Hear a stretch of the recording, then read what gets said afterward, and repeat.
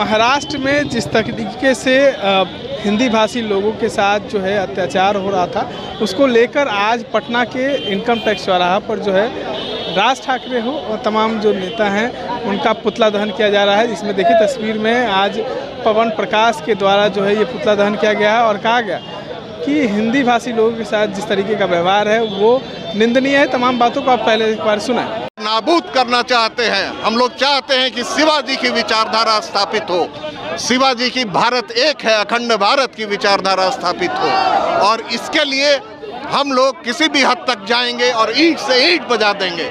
मराठी और कन्नड़ बहुत ही मिठास भरी भाषा है, उसकी जितने साहित्य है वो भारत को जोड़ता है।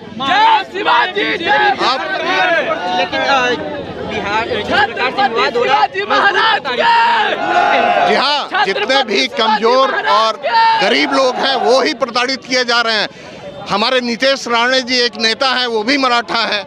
उन्होंने शिवाजी के भाव को रखते हुए कहा कि अगर दम है तो मजबूत लोगों को सता कर दिखाओ, तुम क्यों मजदूरों को, गरीबों को सताते हो।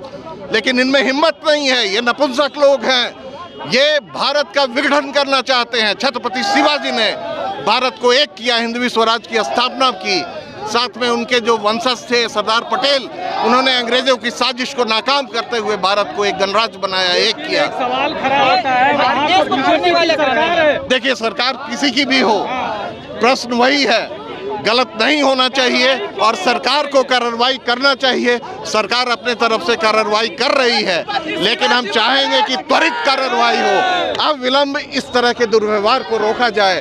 और इस तरह की है वो इंडिया गठबंधन के साथ ही है, लेकिन इंडिया गठबंधन भी देखिए गठबंधन की बात नहीं है, न भाजपा की बात है, न एनडीए, और इसकी ये राजनीतिक विषय ही नहीं है। हम छत्रपति शिवाजी के विचारों को लेकर आगे बढ़े हैं।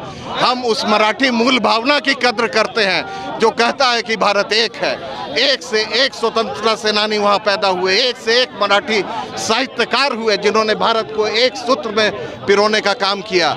ये तुच्छ राजनेता क्या हमें आपस में लड़ा देंगे, भाई भाई को लड़ा देंगे? ऐसा नहीं हो सकता। तमाम बातों को आप सुन रहे थे। देखिए किस तरीके से पवन प्रकाश ने कहा है कि हिंदी भाषी लोगों के साथ जो है वो कार्रवाई होनी चाहिए, अगर कोई गलत है उस पर कार्रवाई होनी चाहिए। इस तरह तमाम अपडेट्स के लिए बने रहे इनसाइडर लाइव। धन्यवाद।